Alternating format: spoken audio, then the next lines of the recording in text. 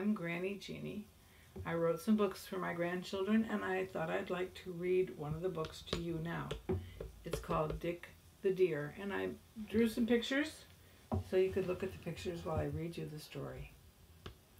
Once upon a time, there was a deer named Dick. He was not a Dick deer living in eastern and southern Africa.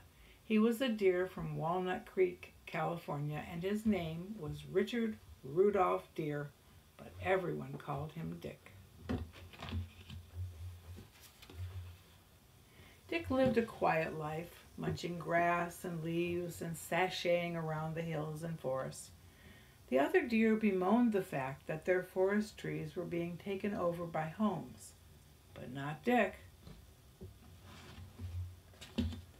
Actually, Dick wished he had a home of his own, where he could sit by the fire when he was cold, or under a fan when he was warm. Every night when the herd went to the forest to sleep, Dick would quietly sneak away. He would carefully cross the road where it said Deer Crossing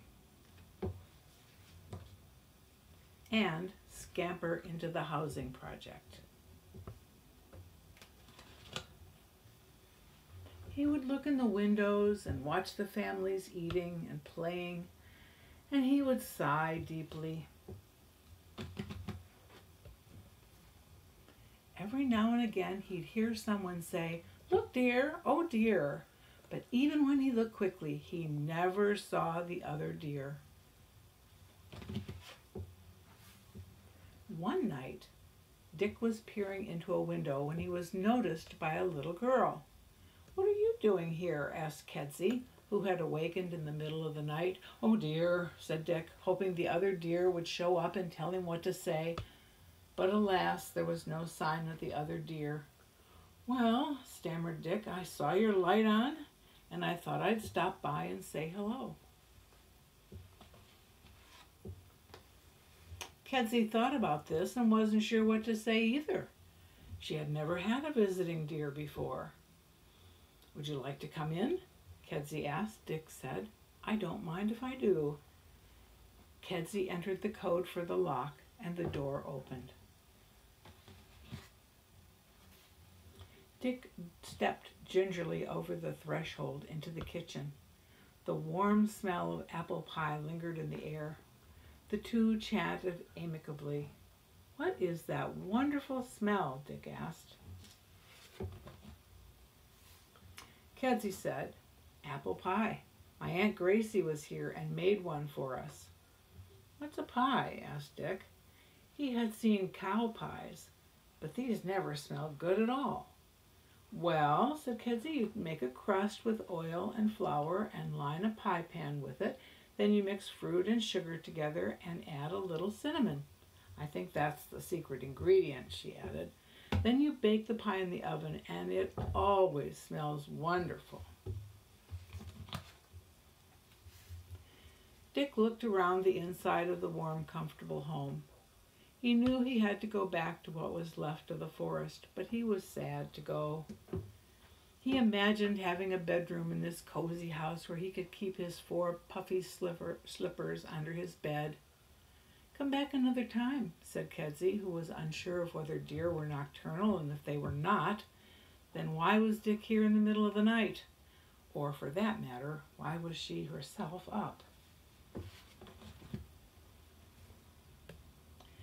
Dick sighed and, as quietly as he could with 4 noisy hooves, made his way down the block and slipped through a hole in the fence back into the woods.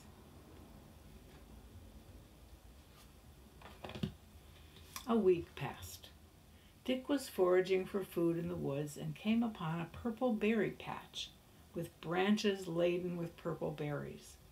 He stuck his head in the bushes and munched the yummy berries when all of a sudden one huge branch snapped off.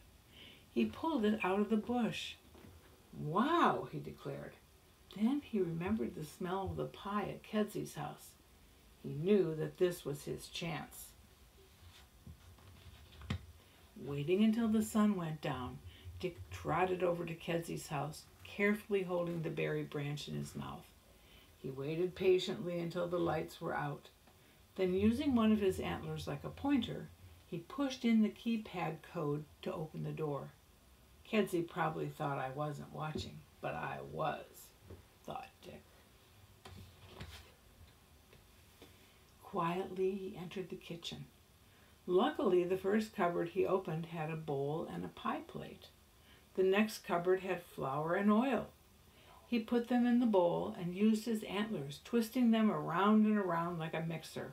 He dumped the result into the pie plate. He washed and dried his front right hoof and then stomped the pie crust into place. Now he carefully shook the berries into the bowl, washed them, added sugar and a shake of cinnamon. With his teeth, he turned on the oven to 350 degrees. He was very proud of himself and what he had accomplished, when it occurred to Dick that he had no way to pick up the pie and put it in the oven.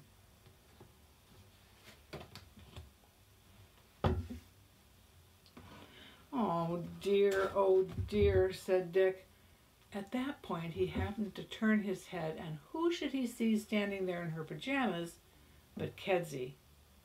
I can't sleep, said Kedzie. It's nice to see you again. I made a pie, said Dick, but I can't get it in the oven. I can help you, said Kedzie.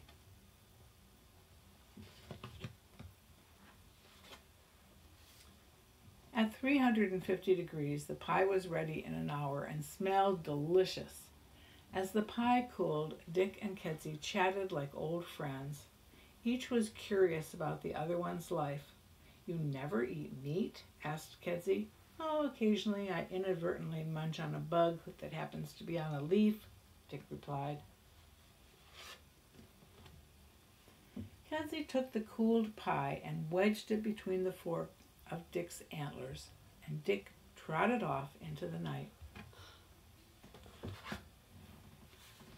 He thought it would be hard to find his herd, but actually they found him by following the yummy smell coming from Dick's head. Reaching a clearing, Dick carefully set the pie on an outcropped rock that looked like a table. The deer gathered around, and each politely took a bite of the purple fruit pie, considerately making sure each deer got his or her share of the pie. All the deer exclaimed how good it was and how unusual, how different from the berries on the bush. Dick was very proud of himself.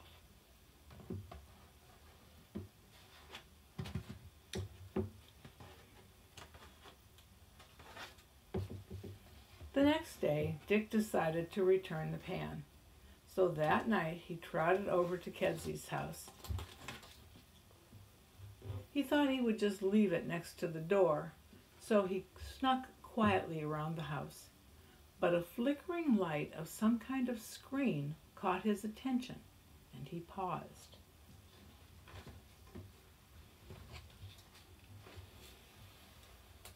The window was open a crack, and he heard the announcer say, "It looks like a new type of deer has been found in the woods around Walnut Creek. The purple-mouthed deer. It seems to be a new species." Kedzie was not asleep in her big girl bed and heard the news broadcast. She noticed Dick and slipped out to say hello. Dick was grinning from ear to ear. He had become a new type of deer. How wonderful. Kedzie smiled. She knew the real story, but she planned to keep it to herself. The end.